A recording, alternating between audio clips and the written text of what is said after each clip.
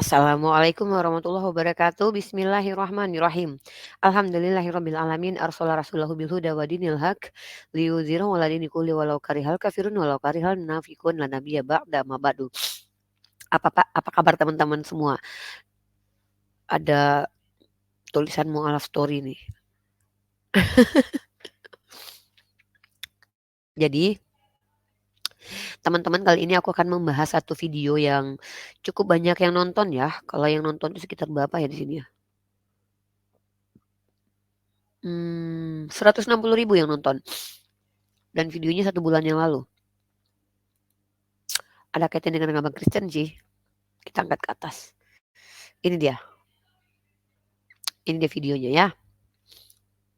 Teman-teman perhatikan. Kita simak video ini. Tapi sebelumnya kita intro dulu. Nggak seru kalau tanpa intro dulu.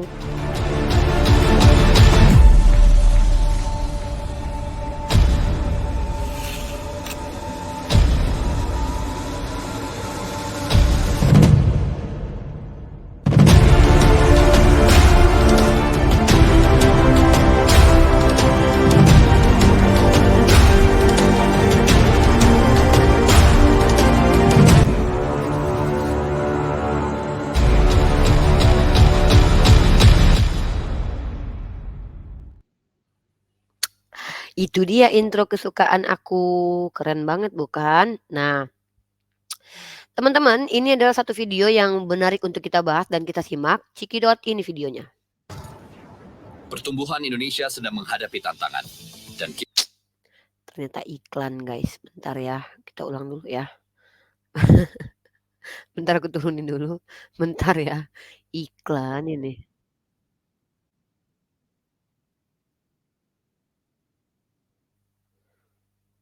Ternyata iklan dulu, ya Allah. Kenapa sih nih?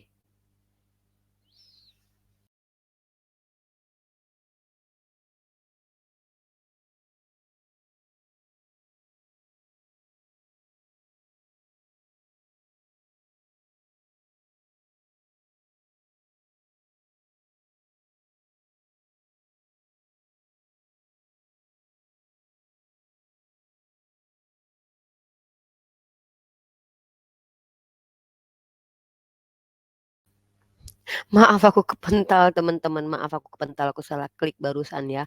Karena aku ngelihat videonya jadi malah kepental. Mohon maaf ya guys. Tadi videonya aku udah siapin, tapi ternyata ada ini lain deh. Mana ya? Bentar ya guys. Mana tadi padahal videonya udah aku siapin. Malah hilang dia.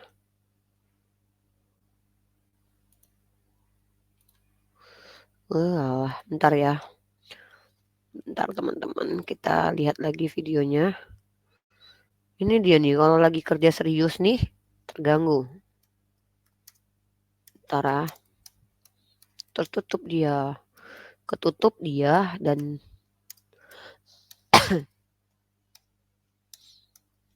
ini dia. Nah, ini dia ya, kita angkat ini.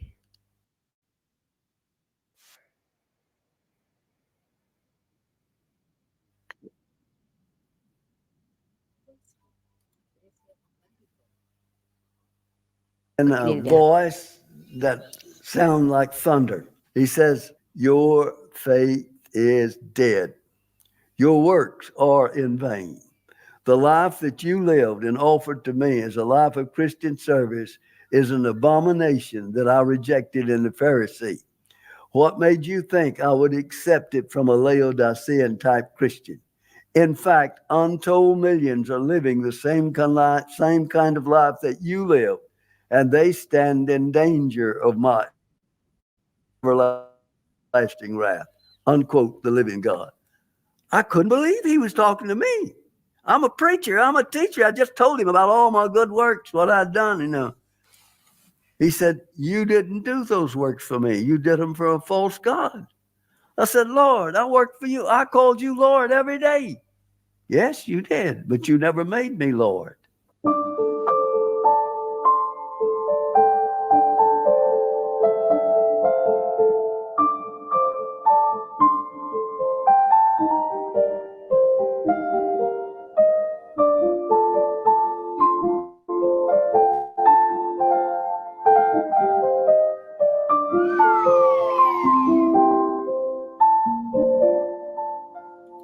slowly until it ballooned out. They call that aneurysm.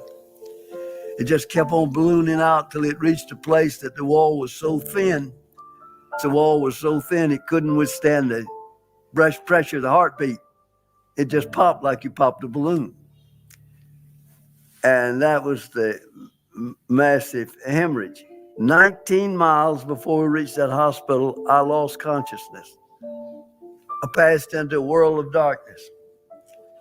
I mean, it was so dark that there's no words in the human language to describe crossing the veil.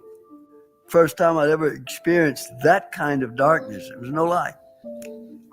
And then all of a sudden I saw something that come right out of the top of that darkness. And it was like a tape that was just twirling around like this as it come down.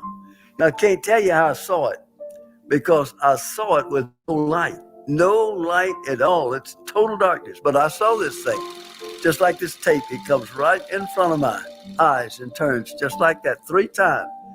And every time it turned, I'm reading it. It's a verse of scripture, Hebrews chapter 9, verse 27. It is appointed unto all men once to die, after this to judgment. It is appointed unto all men once to die, after judgment. 3 times that thing turned. And 3 times I read it. When I realized that this was God's way of supernaturally revealing to me that I had met my appointed time to die. We all know we got to die.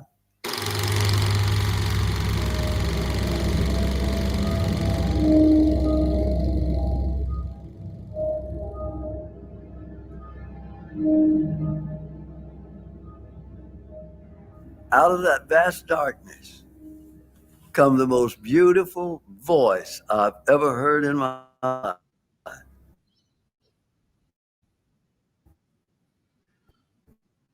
The voice said to me, peace, rest, security, all that you've ever wanted, just don't breathe.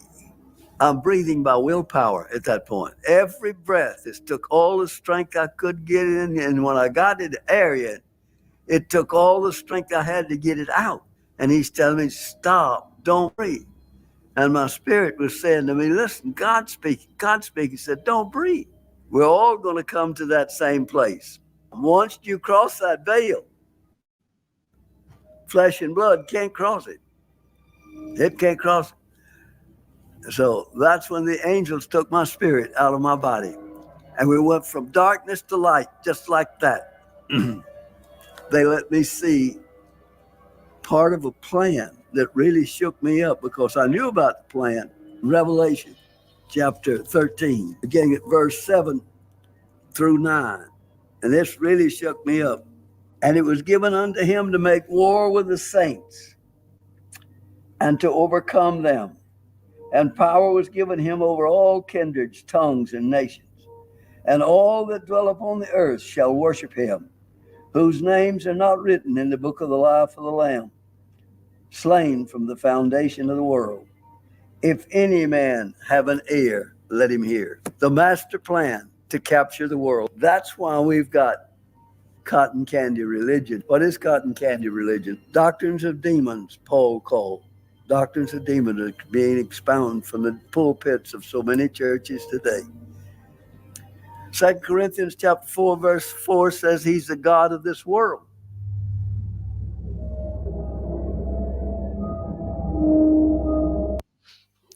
Oke, kita lihat Korintus pasal 4 ayat 4. Oh my God, kok spooky banget ya? Kok gue jadi takut? Beneran deh. Aku jadi takut tahu. Karena aku jadi penasaran. 1 Korintus pasal 4 ayat 4. Sebab memang aku tidak salahkan sesuatu, tapi bukan karena itulah aku dibenarkan. Dia yang menghakimi aku, ialah Tuhan. Apa kaitannya ya? Coba ulangi lagi. Bapak tadi bilang apa? Iya banget. 2 Corinthians chapter 4, verse 4 says he's the God of this world. Korintus 4 ayat 4. 2 Korintus atau 4 ya? Sebab memang aku tidak sadar akan sesuatu, tapi bukan karena itulah aku dibenarkan. Dia yang menghakimi aku ialah Tuhan. Kalau kita lihat yang 2 Korintus, aku nggak ngerti deh Bapak ini bilang apa coba. Yaitu orang-orang yang tidak percaya yang pikiran telah dibutakan oleh ialah zaman ini sehingga mereka tidak melihat cahaya Injil tentang kemuliaan Kristus yang adalah gambaran Allah. Nggak ngerti maksud Bapak itu apa. Lanjut lagi deh.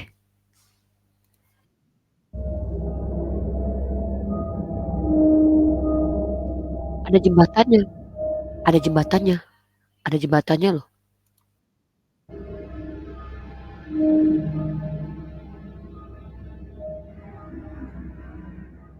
I came to the gates of the third heaven and watched 50 saints being permitted to enter the gates of heaven, but they didn't let me go in.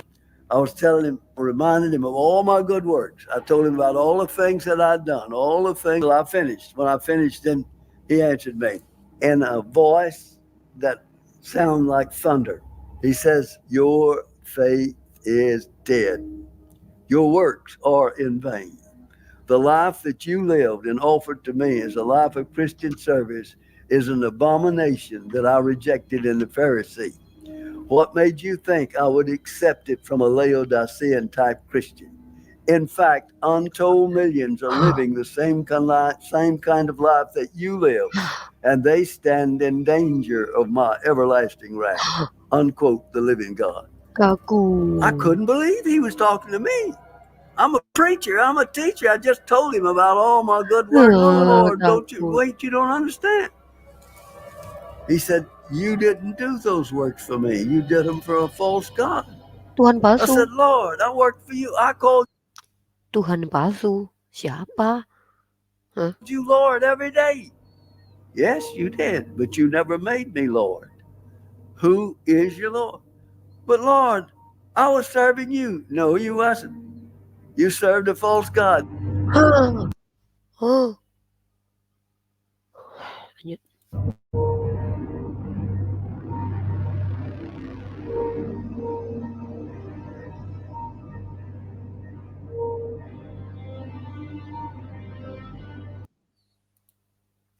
Tuh iklan lagi, ya Allah, lagi seru-serunya. Iklan, bentar ya aku remove dulu ya. Ini lagi seru banget tahu. Lagi seru-serunya. Iklan pula, bentar ya. Iklannya sebentar lagi. Lanjut.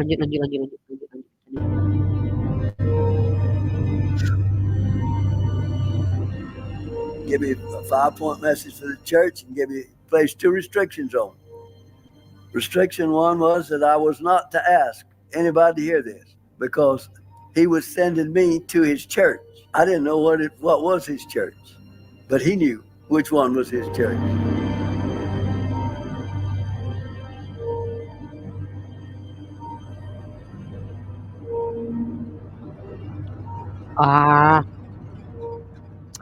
Let me go back to Matthew. In writing, was quoting John the Baptist. To 3, verse 11 and 12.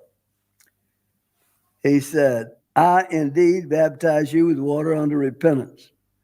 But he that cometh after me is mightier than I, whose shoes I am not worthy to bear. He shall baptize you with Holy Ghost and with fire, whose fan is in his hand, and he will thoroughly purge his floor and gather his wheat into the garner. But he will burn up the chaff with unquenchable fire." So a lot of people think that the baptism of the Holy Spirit is evidence speaking in tongues. Well, it might be, but by the same token, the real evidence is the fire burning the chaff out of the individual. And that's going to take tribulation. I didn't know where the church was. What he said in Matthew 7, "For many will say to me in that day, but Lord, Lord, have we not preached in your name? Have we done many marvelous works in your name? In your name have we done all this work?" And he will say, "Depart from me, and I knew you, you worker of iniquity. I never knew you. You were never saved. I never knew you." Sedih banget. Lanjut.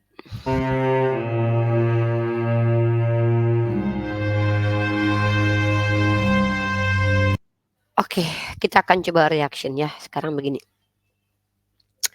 Akan sangat menyedihkan sekali ketika ada seseorang yang merasa dirinya pasti selamat, ternyata dia sendiri yang mengklaim bahwa dia selamat.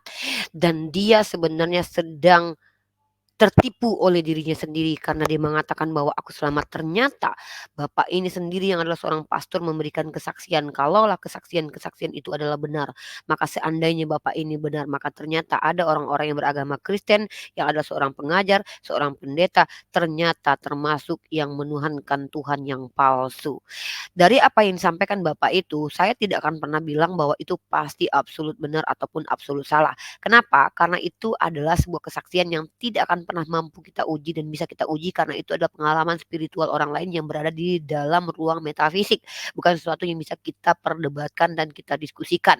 Tetapi ketika kita mendengarkan adanya orang bersaksi begini begini begitu, pertanyaannya mana yang betul, ya kan?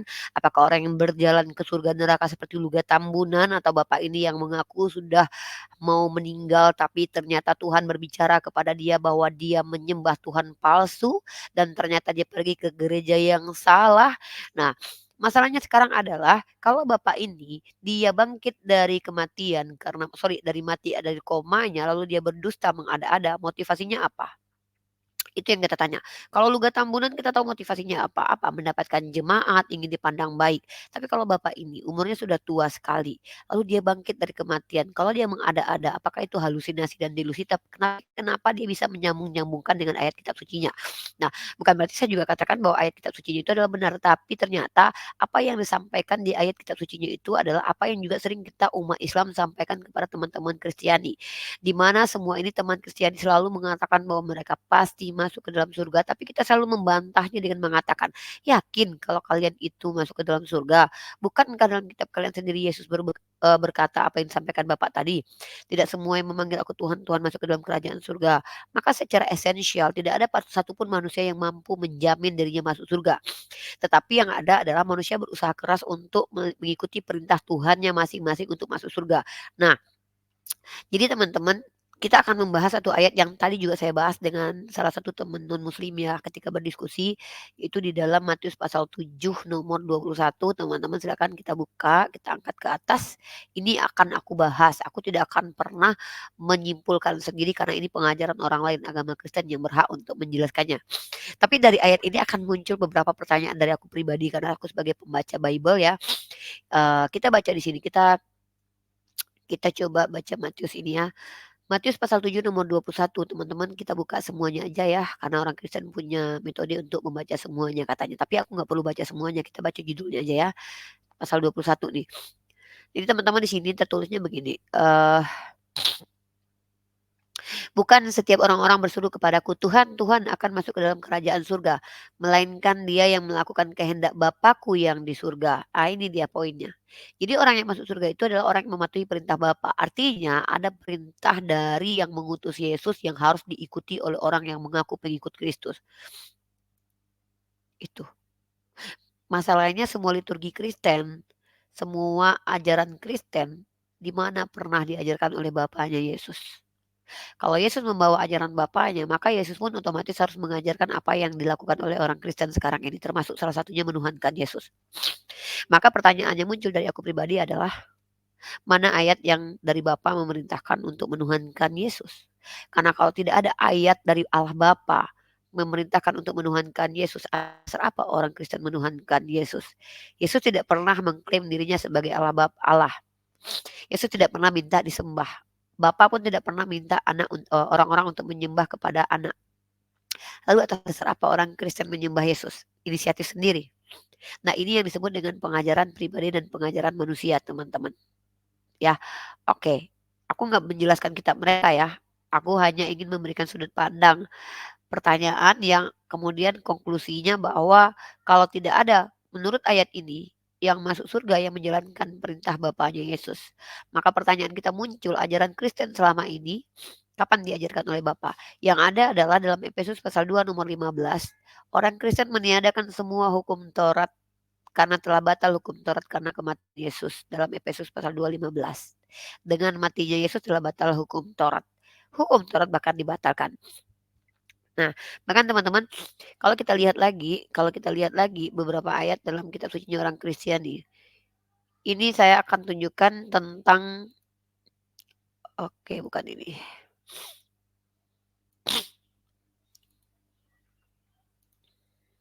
Ini ya. Iblislah yang menjadi bapamu dan kamu ingin melakukan keinginan-keinginan bapamu. Ia adalah pembunuh manusia sejak semula dan tidak hidup dalam kebenaran. Sebab di dalam dia tidak ada kebenaran. Apabila ia berkata dusta, ia berkata atas kehendaknya sendiri. Sebab ia adalah pendusta dan bapak segala dusta.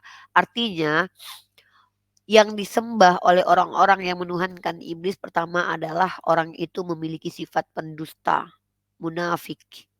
Nah, kalau kita lihat dalam Yohanes pasal ke-8 ini, kita akan rujuk dari atas. Jadi ketika Yesus berbicara dengan orang-orang Farisi di sini, "Aku tahu bahwa kamu adalah keturunan Abraham, tetapi kamu berusaha untuk membunuh aku, karena firman-Ku tidak beroleh tempat di dalam kamu." Jadi di sini orang-orang ingin membunuh Yesus karena mereka tidak mengerti firman Yesus dan mereka menolak firman-Nya Yesus. Bukan firman Yesus, maksudnya firman Allah Bapa yang disampaikan oleh Yesus ya. "Apa yang kulihat pada Bapa itulah yang kukatakan, dan demikian juga kamu perbuat tentang apa yang kamu dengar dari bapamu." Nah, jawab mereka kepadanya, "Bapa kami ialah Abraham." Kata Yesus kepada mereka, "Jikalau sekiranya kamu anak-anak Abraham, tentulah kamu mengerjakan pekerjaan yang dikerjakan oleh Abraham. Tetapi yang kamu kerjakan ialah berusaha membunuh aku.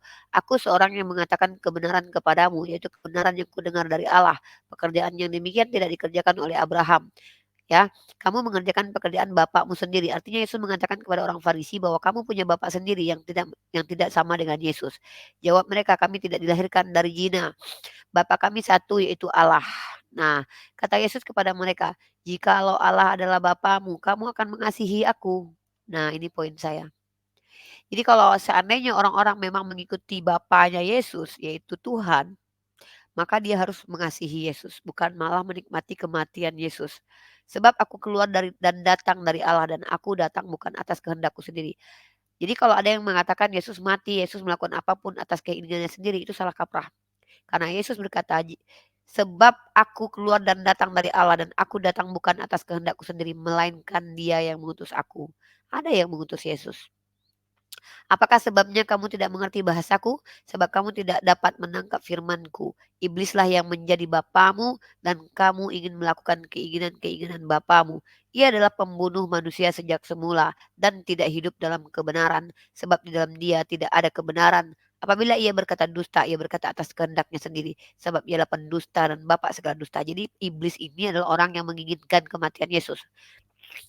Pertanyaan saya adalah, kalau ada orang yang dikatakan menyembah kepada iblis adalah orang yang menginginkan kematian Yesus. Lalu bagaimana hukumnya dengan orang yang menikmati kematian Yesus? Siapa mereka yang menikmati kematian Yesus? Jawab sendiri ya. Oke, ketika menurut Yesus yang menyembah iblis adalah yang menginginkan kematian Yesus, bagaimana hukumnya orang yang menikmati kematian Yesus? Maksudnya, menurut dia dengan matinya Yesus dia justru terselamatkan. Bagaimana hukumnya? Karena kalau memang penyembah-penyembah iblis menginginkan kematian Yesus, sementara doktrin Kristen justru mengatakan bahwa kematian Yesus itu menyelamatkan mereka. Jadi pertanyaan saya simpel. Kalau yang menginginkan kematian Yesus saja itu menyembah kepada iblis, bagaimana dengan orang-orang yang menikmati kematian Yesus? Itu. Oke, lanjut lagi kita bahas. Dan teman-teman, Bapak tadi itu menceritakan kepada kita bahwa ternyata, sorry ya, hidung aku mampet teman-teman ya. Kalau udah malam tuh begini, pasti hidung aku tuh mampet. Kayaknya aku nggak cocok tinggal di wilayah AC deh. Aku matiin aja AC-nya ya. Tapi kalau AC-nya aku matiin, aku kedinginan. Jadi di dalam hidung aku tuh udah polip gitu, ada daging yang tumbuh yang ini ya, yang menghalangi pernapasan aku. Makanya aku sering masukin tisu ke dalam supaya kebuka. Nah, itu kan kebuka. Jadi teman-teman, sekali lagi, apa yang diajarkan oleh Kristen, kata Bapak tadi, itu bukanlah pengajaran yang benar. Sebenarnya ini relate dengan ayat ini ya. Ayat ini. Ayat ini. Kita tunjukin ayatnya. Percuma mereka beribadah kepadaku, sedangkan ajaran yang mereka ajarkan ialah perintah manusia. Ini dia. Kalau orang yang selamat itu mengerjakan perintah Allah Bapa, maka ternyata orang yang sia-sia ibadahnya menurut Yesus adalah orang yang mengikuti perintah manusia. Pertanyaannya, ke gereja itu siapa yang memerintahkan? Menuhankan Yesus siapa yang perintahkan? Liturgi Kristen siapa yang perintahkan dan ajarkan? Bapa atau manusia? Maka yang menjawab jangan kita. Silakan teman-teman Kristen yang menjawabnya. Itu satu ayat. Lanjut. Kemudian teman-teman, ada satu hal lagi kenapa banyak orang tersesat menurut Al-Qur'an ya teman-teman. Kita tunjukkan. Kenapa manusia banyak tersesat? Dikarenakan begini, dalam Al-Qur'an itu dikatakan dalam surah Al-Anbiya ayat ke-53. Qalu wajadna aba'ana laha abidin. Mereka menjawab, kelihatan kan teman-teman? Kelihatan ya? Mereka menjawab, kami mendapati nenek moyang kami menyembahnya. Artinya mereka menyembah kepada sembahan nenek moyangnya. Jadi orang-orang yang terlaknat dalam Al-Quran, dalam pengajaran Kristen adalah orang-orang yang mengikuti nenek moyangnya. Mengikuti orang tuanya dan tidak mengkritisi ajaran dari nenek moyangnya dan tidak mencari tahu mana yang benar, mana yang tidak. Begitu. Nah lanjut teman-teman, kita ke literasi selanjutnya.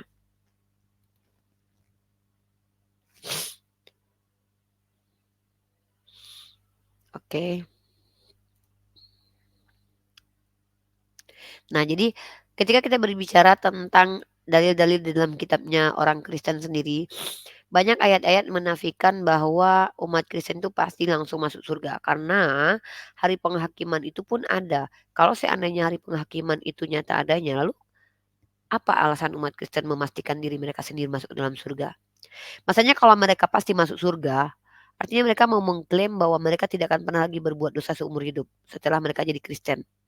Nah, nanti mereka mengatakan, oh tidak begitu. Maksudnya adalah kami ini adalah umat yang walaupun salah tetap ditebus. Itu artinya Tuhan melegalkan dosa-dosa mereka dan tidak mengampuni. Yang penting mereka adalah Kristen. Jadi mereka berbuat dosa pun tetap akan diampuni. Ini tidak sesuai dengan dalil kitab suci mereka yang mengatakan bahwa mereka akan dihakimi. Kalau dihakimi otomatis perbuatan jahat akan dipertanyakan, perbuatan baik pun akan dipertanyakan.